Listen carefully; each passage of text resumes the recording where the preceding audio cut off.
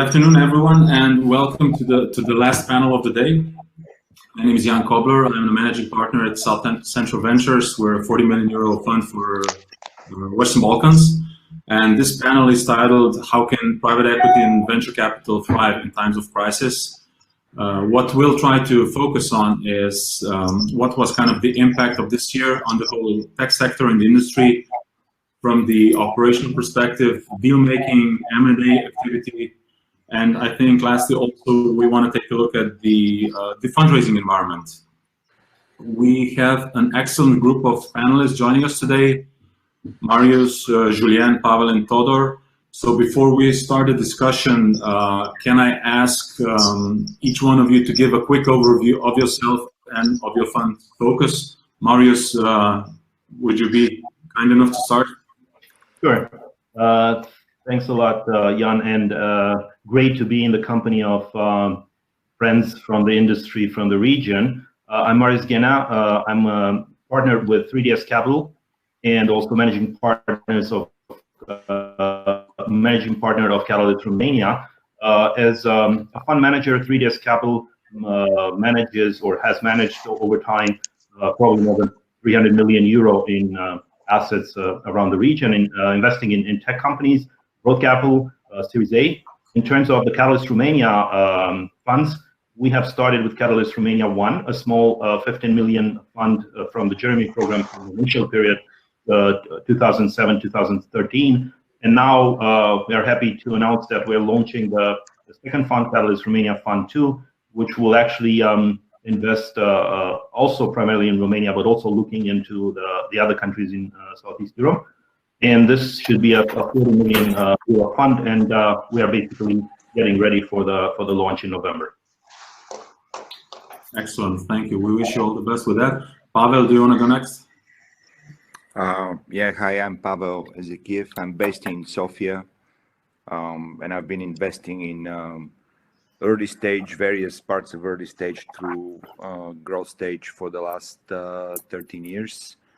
And currently, I co-manage a EAF-backed fund, which was the first one in Bulgaria, if I'm not mistaken, in mainly exits, and one new private fund, which I started 2 years ago, and seeing some interesting LPs from different parts of the world, always attracted by actually two core subjects. One is health tech, and the other one is actually space, which is a relatively not so I mean, it used to be exotic a couple of years ago, but it's coming more into mainstream today.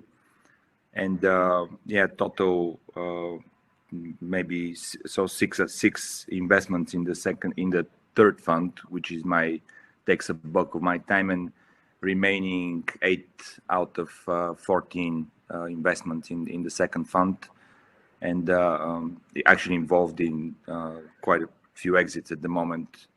Happy to share what I see, but that's my background. Excellent. Will be interesting to hear about the exits a bit later in the conversation. Todor, do you want to give a quick pitch of yourself? Yeah.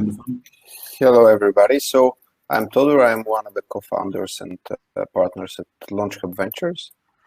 We are currently in our third fund. It's from this year, brand new, actually 70 million euros, which are dedicated for Southeast Europe. We invest in technology companies like with our previous two funds, and the initial tickets that we start with usually are between 500,000 up to 2 million as initial investment. We love to co-invest with other people like before, and we already have three companies in this fund. One of them is a Romanian one, the other one is a Greek and a Latvian one. So we are trying to cover the whole region. So this is from me. Excellent, thanks. Julien? Hi guys, hi everyone. We are a 45 million fund composed of 9 million dedicated to an accelerator, so like pre-seed, and 36 rather traditional VC, let's say seed and Series A. We are based in Zagreb, and we are fishing in the region. Excellent. in the Adriatic or also beyond?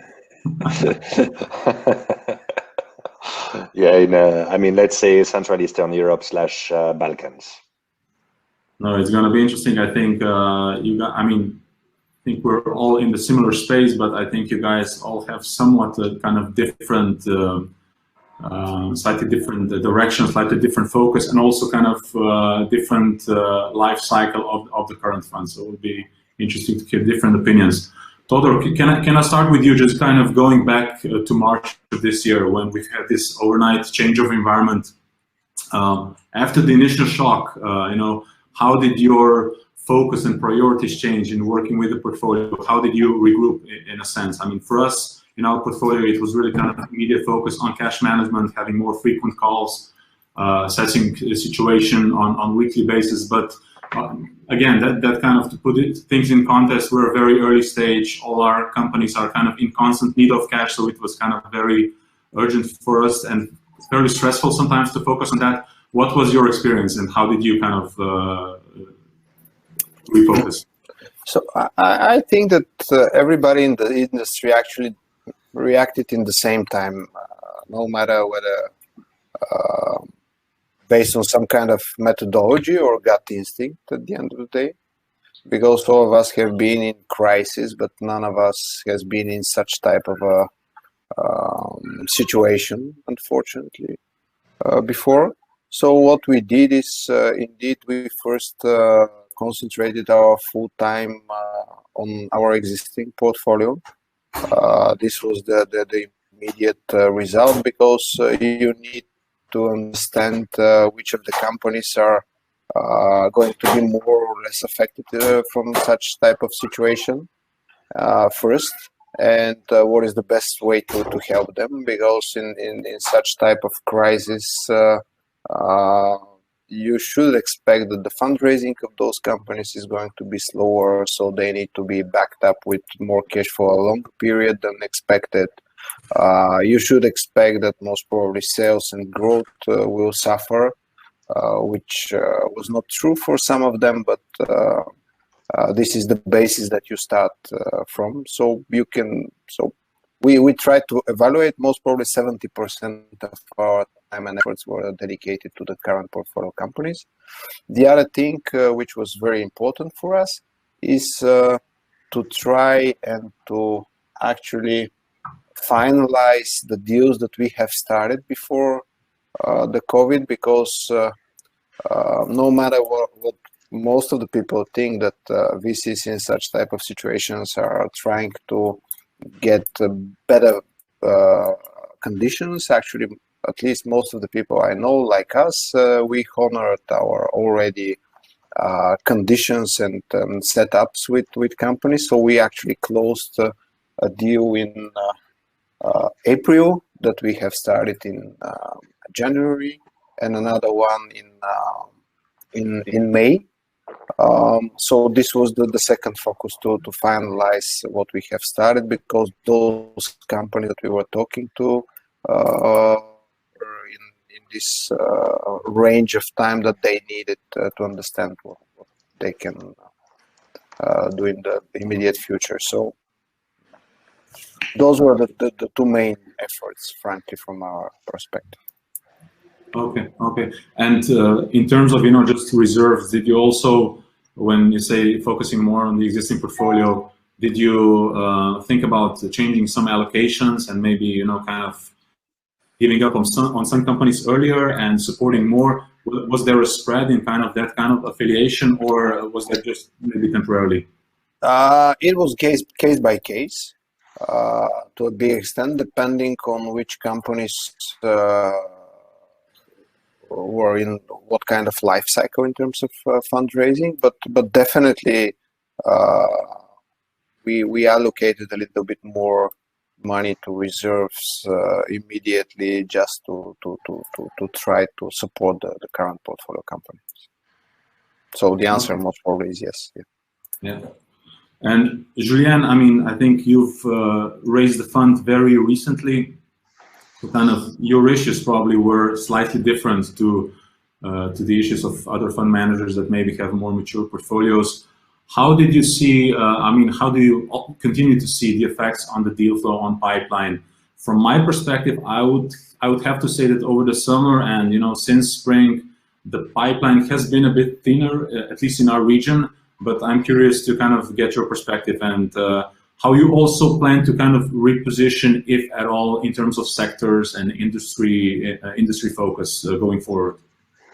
Okay, so the question on the pipeline is quite interesting. March, April, May, it was complete drop. It seems that anyone that wanted to become an entrepreneur decided to stay in a job and stopped having ideas. We see that because we are we are doing pre-seed. So we even have a program which is pre-seed, which is a man with the plan, as we call it, with 10,000 euros. So, and we saw that there was just no interest. All the potential entrepreneurs we spoke to just say, look, guys, I'm in a job now. I work for Google or IBM. We have a couple of guys like that, which were mulling good ideas, and they just say, look, we stay in the job.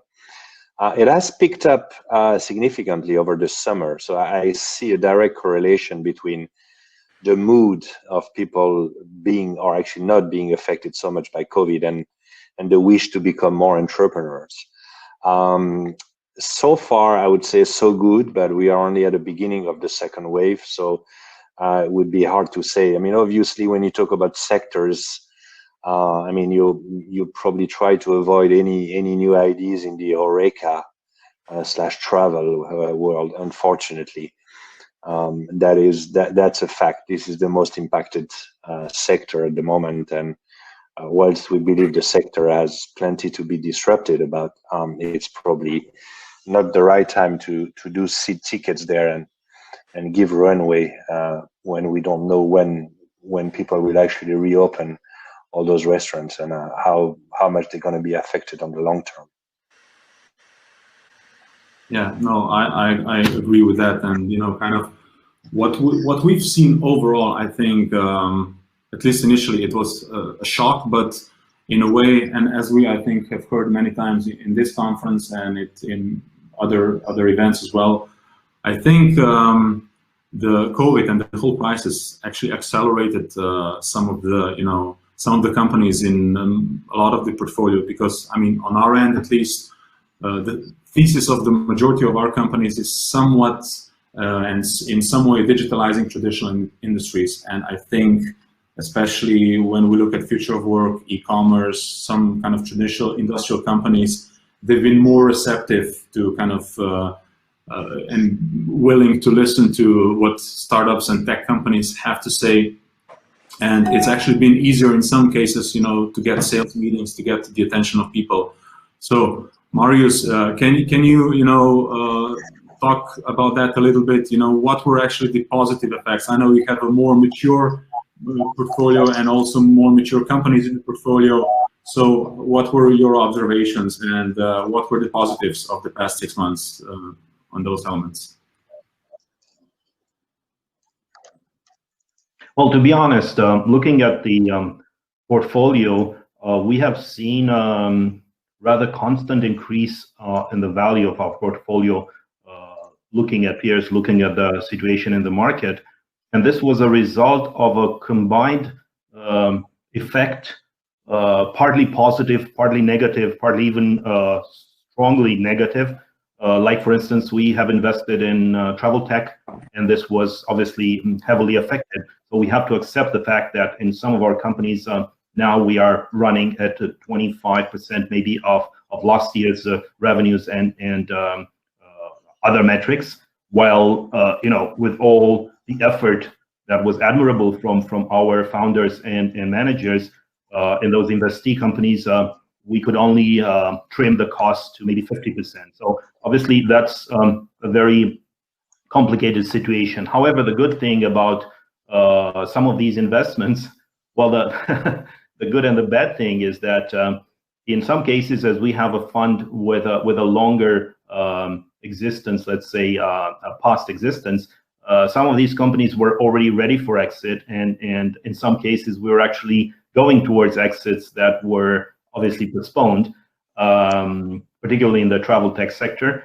And this means that the company were not necessarily pushing too much on fast growth with negative EBITDA. They were already quite profitable and having some cash accumulated, a good balance sheet. So in those cases, we don't have a problem in terms of the risk of losing the companies or anything like that. It's just that the exit horizon is pushed back by 2-3 years, which obviously, as you all know, is a problem for the fund in terms of returns for the investors, but also in terms of maybe having the real necessity of extending the time life of the fund. I guess that's going to be a common problem for many funds around COVID, that we will need to ask our investors for extended 1 or 2 years at least. And in terms of the positives, obviously, there were some companies like commerces, marketplaces, where we also invest, where we were actually having a lot of challenges before COVID, and now it was like a tsunami of growth and a lot of challenges from the operational perspective in those companies, but very, very good results, an excellent increase in value given the situation on the global markets. So e-commerce platforms helped a lot. We have also invested in a bit of gaming, and that also increased phenomenally. And finally, not few of our software as a service companies for B2B, especially B2SME, were actually positively impacted, because they basically are catering for those needs that are typical COVID and distancing needs of our clients. Contrary to that, in terms of enterprise software, we have to say that we have seen significantly higher challenges, because with already long sales cycles for large enterprises, these have become even longer now, with the enterprises procrastinating to sign new contracts and go to procurement for new deals, which means that indeed, and I think that's a problem across the board, going to enterprise with software at this point in time presents a bit more challenges than before. But again, on par, I would say that, and that's something that I have to say was not expected in the initial phase of the lockdown and of the COVID pandemic. I have to say that both Q2 and Q3 have shown very strong and healthy increases in our portfolio if we look throughout the sort of 20 plus companies in the portfolio. Yeah, kind of similar experience, I think on our end, and especially like gaming has been super interesting. I think we have one company that's catering gaming companies, and that's been kind of exploding.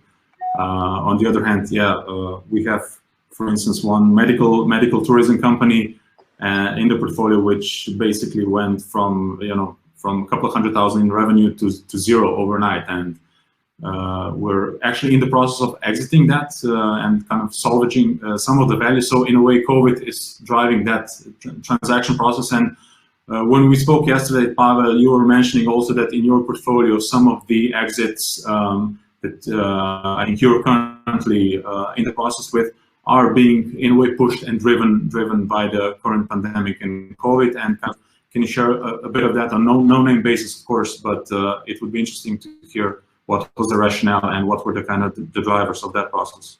Yeah, the COVIDization of venture capital, in where I'm based, in other words. Just as a background, which is important on why I had to take the decisions I took 2 years ago, I deliberately went into a new type of VC structure, which is first evergreen, and secondly, the fact that it's evergreen excludes it automatically from the traditional institutional LP in Eastern Europe and puts it straight into the family office playground, family office private net worth, high net worth individuals, which means that they're equally interested in, of course, seeking abnormal returns, but capital protection is ever more now a concern as well. They prefer to not have some excessive attempts in large proportion of the portfolio, which leads to either stall or loss, taking extraordinary time of the manager to turn around or to exit, but to actually happy to see some more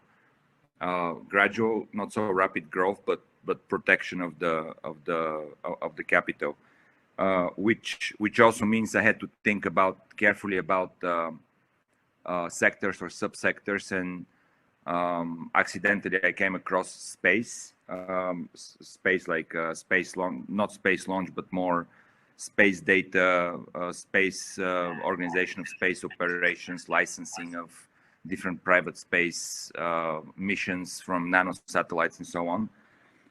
And space by definition is remote, so that was actually anti-COVID or COVID-proof, because it's promoting banking or developing remote sensing capabilities for things that happen on the Earth, which can be very operationally impacted by pandemic. And then the other health tech is, I think, also across the board becoming more personalized, more remote.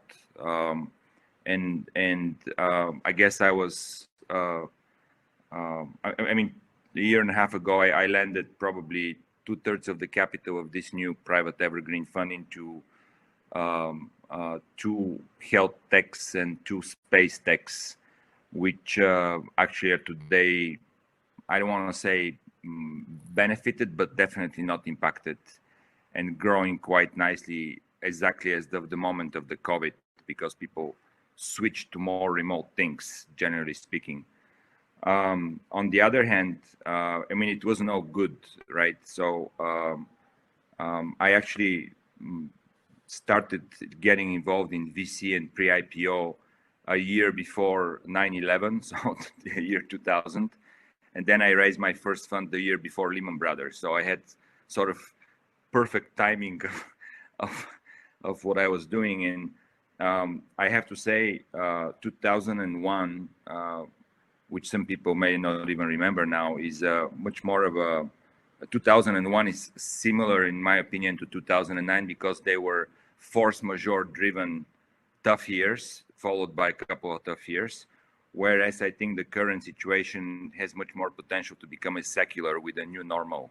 In other words, things that have just changed, have not finished changing, and will never be the same. Which means that I had to rush. I had to definitely force an earlier exit from one of the 2 portfolios, and those early exits were actually from 2 companies which seemed like great potential. One was, let's say, smart city electric car-related stuff, which I think is the future. But simply being in the retail transport sector is not a happy place today, and it won't be a happy place for the near term. So given the fund was coming towards end of life, we had to take a tough decision and perhaps give up at least 1 or if not 2 multiple points on the original investment. And then IT infrastructure, just enterprise software, has become a place where decisions get much longer to take. The business is slowed from interesting double digits to uninteresting double digit, which means that not exiting something good today will cause you serious trade-off in IRR. So we had to also, unfortunately, go into a couple of exits, and there was also one which was not directly but tangentially involved in ad tech, which simply had to be exited almost fire style, unfortunately. So that's kind of the experience. Exits have not, nobody has walked away from an exit, no buyer. They're scrutinizing more. But the question, should I stay or should I go, has to be decided much faster now. That's my kind of 5P. Yeah, thanks. I mean, and just to continue with exits, I think lately we're witnessing a very, very nice trend in the region of kind of M&A activity picking up, and I think definitely positioning Southeast Europe as not only a destination for tech talent, but also kind of a powerhouse of product companies in a way, and local founders that are very cleverly connecting access to regional talent and global client base. And I think, I mean, at least for us, one of the key KPIs for our companies is the ability to raise follow-on funding, essentially, and then go towards exit. But Todor and Marius, I think you have kind of the most experience in this area. Can you kind of talk a little bit of, you know, what are the necessary KPIs for regional companies to be flipped, maybe to Western Europe, to US, to go global, kind of, you know, to dissect this kind of big narrative, big goal into smaller KPIs, and how you did in particular instances. Maybe Marius, you go first, and Todor second. Thanks for the question. In terms of getting international, and particularly crossing the Atlantic into the US market, we've started this relatively long time ago, because we, I think, understood early on that this was one of the ways to add value, to generate value for the investee companies, for the portfolio companies. And it actually ended up to be a two-way activity, because nowadays, for instance, more and more we are looking at companies that are not necessarily founded in Eastern Europe, but have substance in Eastern Europe, and this is a very important thing for us to really mobilize resources and generate returns here in Eastern Europe based on substance in Eastern Europe. Initially, what we did, and probably one of the good examples was LogMeIn, where we invested many years ago, and then they went into the US. We helped with that process. We helped with the IPO, and now it's one of the largest unicorns from the region. And then maybe Avangate, another example, a company from Bucharest, Romania, where both in the case of LogMeIn and Avangate, the initial investments were just, you know, plain Series A, 3-4 million euro investments, so not large investments, but we managed to help those companies to get to the US and get either unicorn status, or in the case of Avangate, get to hundreds of millions of euros, and being acquired by Francisco Partners, very large private equity from the Valley. More recently, what we have decided to do is to get a more active role into the US by having an actual partner office in Washington, DC. So we have a partner of 3DS Capital seated there, and Jan, you know him very well, because I think we have this, I know we have this co-investment into a company that is, as I mentioned, with substance in the region, but basically rather multinational and with roots in the US. So with that, we are able, and of course, I didn't talk about the real, you know, metrics and KPIs or OKRs that are required for this kind of internationalization. But I'm just trying to describe the type of process that we followed by trying to connect, you know, the two worlds, Eastern Europe and US, not necessarily the Valley, because in some cases, for instance, a couple of our companies are actually operating more on the eastern coast of the US, particularly the ones involved in HR tech, in media tech, in ad tech, or this space. So the US, and of course, the more the company grows roots, of course, there is this huge example of UiPath, recent from Romania, nowadays, you know, being the largest unicorn from our specific region. And the story was rather similar, with, you know, expanding into the US, but with an expansion that was first, you know, based on real network and contacts, and getting you know, really a foot into the US market, and of course properly financed, because that's one of the problems that I see with many companies, that they go too early, too thin into large competitive markets like the US, and they fail because they don't have either the real cash to make it big there, or even the very solid product to be competitive in that very competitive market in so many verticals. Yeah, very, very interesting. I mean, and I know, I mean, the way I understand it, you have kind of a broader geographical mandate, right? You're kind of not just Central Eastern Europe, you also have investments in Western Europe, and you're kind of doing those flips and connecting the dots. Yeah, well, we tend to stay in what we call Central Europe and Eastern Europe, but Central Europe includes Germany, Austria, DACH countries, let's say, by and large. And when we're looking at Eastern Europe, we're looking all the way from Finland and the Baltic countries into the Mediterranean countries, let's say, in the south. So basically, yes, it's a larger geographical scope. In the particular case of Catalyst Romania Fund 1 and Fund 2, as I mentioned, it's a more specific and narrow geographical scope, and we work a bit earlier stage, although we're still a growth capital fund, so we are not a seed fund.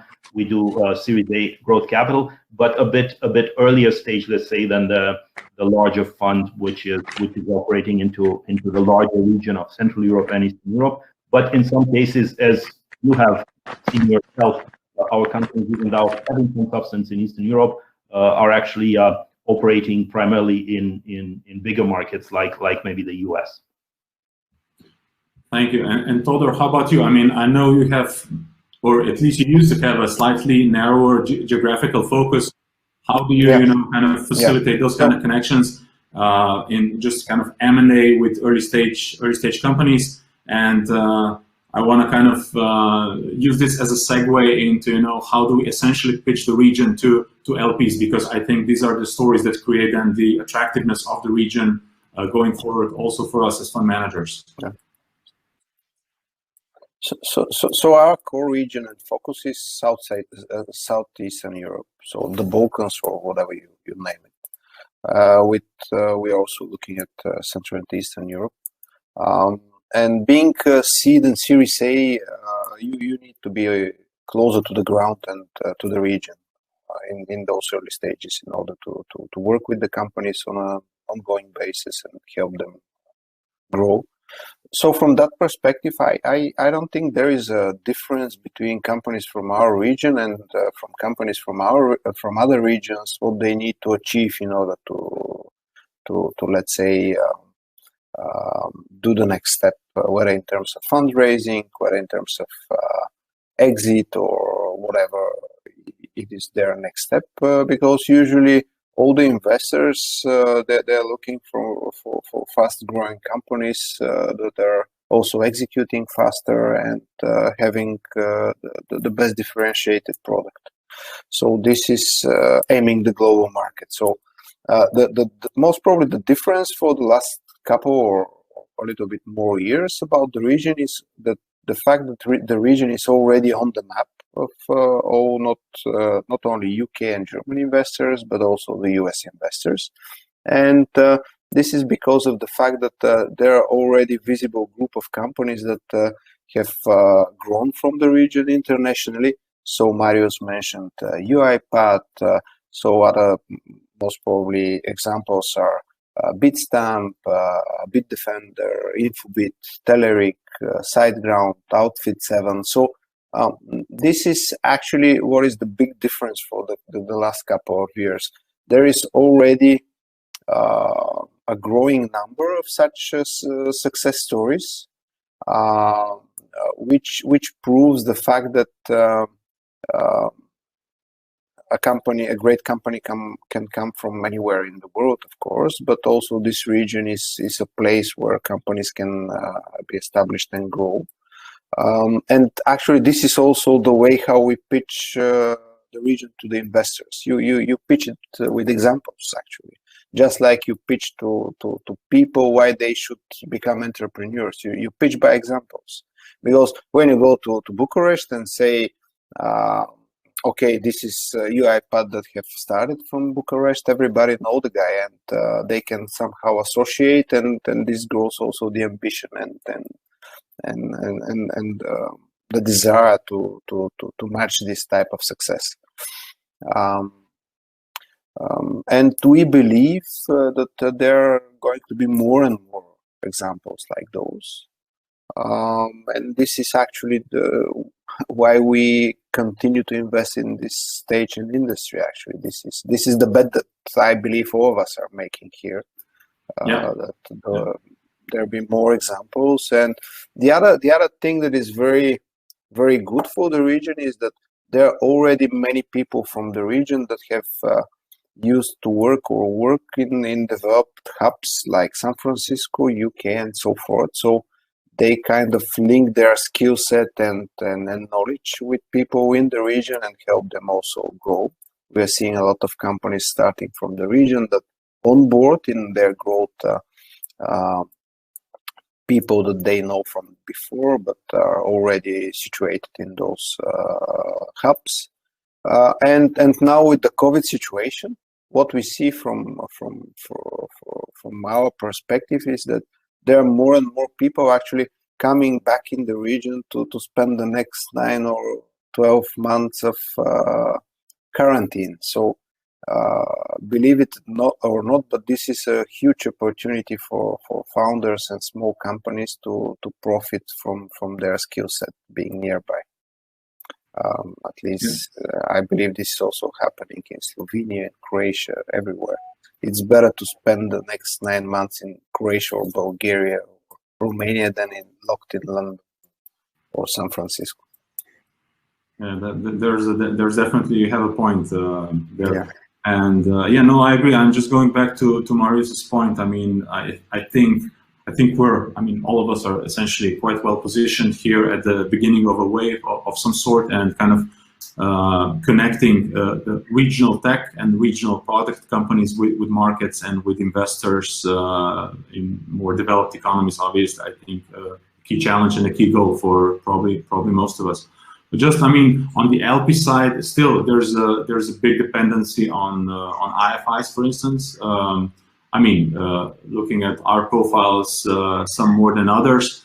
But Julian, a question for you, coming from outside the region. I mean, you're a local, right? You've been here for so long, but still coming from the outside, raising a fund for Croatia, for the region. How would you pitch the region to I don't know, a pension fund from outside the region or from a corporate? What do you see as kind of the value add and let's say the main selling point that we can relate to? I'm so tired about it that I don't know if I'm going to ever do it again. Just do it once more, please. I'm frankly, I'm not sure. I mean, we've had the debate with the team internally, and we are at the beginning of our fund, but some of us are wondering what's next. And what I told them, I said, for sure, it's not another fundraise for me. That's for sure. Never say never. But yeah, just yeah. Well, I was on the phone 2 days ago with a pretty cool guy running a fund of fund in London. Relatively big, but still niche one. The guy that has an interesting vision of saying, I don't want to invest into Atomico, Index, Axel, because my investors can do that directly. I need to go after niche managers a bit like you do. And I say, well, he didn't invest in my fund, so what did I do wrong? And we went on like that. And I think the guys simply didn't know that there were companies coming out of the region. And when Todor mentioned the full list, and it's a pretty eloquent list now with UiPath, I think, in the range of 10 billion. I mean, I can't follow anymore. Every time Axel puts more money into it, it's another 2, 3, 4 billion that is added to the valuation. I mean, you've got Remats. I mean, if you think Remats, I mean, the guy started with a BMW 3 Series in his garage, and he's about to buy Bugatti to make Bugatti an all e-car supercar. So I mean, when I mentioned that to this gentleman in London, he said, well, I never heard about Remats. I mean, I heard about UiPath, but that's the only one I hear. And then you mentioned to him Outfit 7, and he says, oh boy, my girl has been downloading Talking Tom for the last 10 years, and I can't stand the Talking Tom anymore. So, well, you see, that's Slovene company. I mean, so really. And then you go on like this, you go with Bitstamp. You say, God, I've been trading on Bitstamp.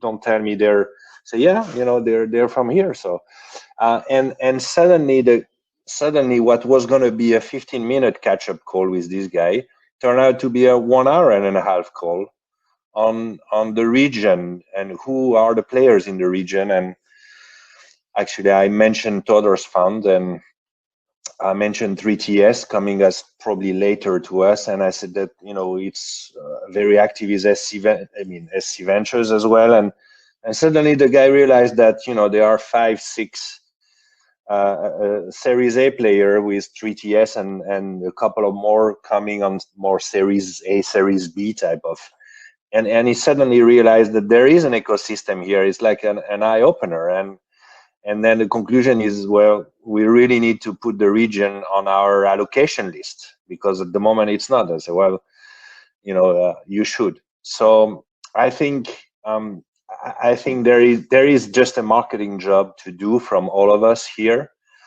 I don't know why the region is not known. The region has a bad reputation. Let's face it. You talk to a London guy that studied in London Business School and was in Oxford before, and you tell him invest in Sofia, invest in Croatia, and the guy looks at you with eyes like this, because he thinks that we are in the far west, maybe, I don't know. So what I'm telling those guys, and I've been very successful at, I'm inviting them, because I said, look, okay, now it's a bit special with this COVID story, but I invite them. And when we do demo day, we try to invite a lot of them, and a lot of them came actually during first demo day, and they came to Zagreb, and they couldn't believe what they saw. They said, oh, but it's not the war anymore. You have this kind of stupid, this stupid feeling. And this is the thing I've been doing. I say, look, come, look at the companies. So I'm feeding them with press release, with company that make some progress, with new players raising fund. I mean, Speed Invest raised a pretty big fund recently, and so I mentioned that. So it's really sorry for the long answer, Jan, but the 5 of us here on this call here have to do a better job at marketing the region, and there's nothing else we can do. The war is over, and the region has plenty of talent. And it sounds stupid, but this is the message here. No, absolutely. And there are, as we look at the list of transactions and the list of companies that are raising either meaningful amounts or are being sold for meaningful amounts, it's definitely kind of going in the right direction. A quick follow-up question: Can you share the contact details of the gentleman that you spoke with that is looking for niche fund managers? Absolutely, it will be my pleasure. No, I'm kidding. I'm just looking at the time. But for LPs is 1 for 1. So I intro you to one, and you intro me to one. Yeah, of course. I can add actually another thing that we have been observing. So the other reason the region is slightly moving on the maps is that there are more and more people from the region that are becoming partners in those funds actually. So if you open the internet, you suddenly realize that in London, in San Francisco, in New York, there are already a number of Bulgarians, Slovenes, Croatians, Romanians that have been working in such funds for quite a time, and part of them are already in investment positions. So they're also more actively looking at the region. So this is the other trend that we are observing, which is very good. Yeah, no, that's a good point. I'm just looking at the time, so we have a couple of minutes left. So I would encourage the audience, if there are any questions, to just write them on stage chat. But maybe just as a last note, as a last point about the region, the drivers of exits, and the ecosystem. How do you guys see the role of regional corporates as as customers and also as buyers? Because I mean, we're kind of, our fund is operating in a slightly, I would say, it's in a limited environment, in a small environment, and so far corporates have kind of been interested in maybe acqui-hires, and this has been kind of the scope. How do you see that in Bulgaria, Romania, Todor, Marius, maybe from more kind of developed markets? Yeah, so I can start. So given the fact that at least from our perspective, we try to invest in companies that are looking to the global market from the get-go. Usually the local corporates are predominantly seen as potential clients or partners, not as potential acquirers. Just to give an example, so one of our exits is to Takeaway.com, which is most probably the biggest listed company in food delivery nowadays. The other exit is to a company owned by Vista Partners in the US. So by definition, when you invest in companies that are trying to do a product for worldwide, the local corporates most probably are not that applicable as exit potential, but predominantly as clients. So one of the things that I believe the ecosystem lacks is the fact that the local corporates are not that agile at onboarding and testing new products from companies that we invest in, just like in US. When they see this as an opportunity to work better and differentiate from their competitors, this is going to be one of most probably the game changers also for the region. Well, I can concur to that and add that, in my opinion, there is actually a kind of a problem with corporates in the region in terms of sometimes stifling the ecosystem, because on the one hand, they got this crazy idea that they need to invest in early stages by all means. And the problem is not that they want to invest. The problem is that they don't have an agenda. They don't have a strategy. They just assign someone and put, you know, a couple of 100,000 here, 2 million there, without any real, you know, strategy, investment strategy. Usually in companies that they believe will be in their ecosystem, but in many cases they're not. These companies do not have much to do with their ecosystem. You know, this fantasy of large banks about fintech and you know, large industrial corporates about Industry 4.0, startups, and so on and so forth. And I think that doesn't help the ecosystem. I think it would be what would be helpful is for these corporates to support investments, but rather stay on the sidelines or work with those startups as clients, you know, testing, piloting various products, and so on and so forth. The other problem that they pose is that, at least in the case of a few early stages, technology early stages that we know in Romania, some of them we invested in, some of them we did not. These early stages are starting, obviously, for the obvious reasons, are starting to work as clients with corporates based in Romania, but then they get the false impression that the market is accommodating enough, is large enough, which is almost never true. So instead of going for international markets early on, they linger in the local markets, trying to sell enterprise products or services, technology products or services, which are too small a niche in that market. So they should actually, these startups or early stages should go quicker to international markets. And in this situation, we actually push them to go quicker to international markets rather than stay and try to skim or to squeeze everything there is to squeeze in local markets. Yeah, makes sense. Thank you. So I'm looking at the stage chat. We have a few questions from Matej here. So the first question is, are you considering to use venture capital scouts to improve your pipelines in 2021? So I don't know, guys, what's your opinion on that? I think we kind of, as far as we're concerned, we work with, we're open to new opportunities, but I think not in a structured way. So we don't work with scouts. What's your position? Neither do we work with formal scouts. Of course, when we're talking about advisors, consultants, business angel investors, incubators, accelerators, and so on and so forth, they are, you know, informal scouts for VC investments, obviously, but we don't go further than that by, you know, hiring actual scouts. Okay. I can, yeah, I was waiting for Julien to comment, but most probably. So our decision in that respect is that most probably we're going to use people that we call venture partners in different countries in the region. I don't know whether this qualifies as scouts, frankly speaking, because we've been present in the region for the last 8 years, and we've been working with a lot of people already. So this is a two-way process. So I don't know whether this venture partners are a bit more hands-on than just a scout. Yeah, that's why I'm not sure. We also try to work qualifies in the new fund. Julien, anything to add or?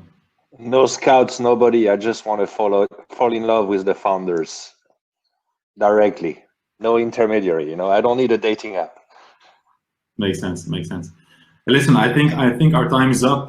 Pavel's already dropped off. I think, Todor, it's a national holiday in Bulgaria, right? Today, is or not? It's a school holiday. Yeah, I had some. But the weather is perfect also for a national holiday. Okay, so I want to thank you all for taking part in this. I hope it was interesting for the audience as well. I think we're all available for follow-up questions after this, but at this point, I'd like to wish everyone a great weekend and a great Friday afternoon. Bye-bye. Thank you, and Thank stay you. safe. Bye. Bye.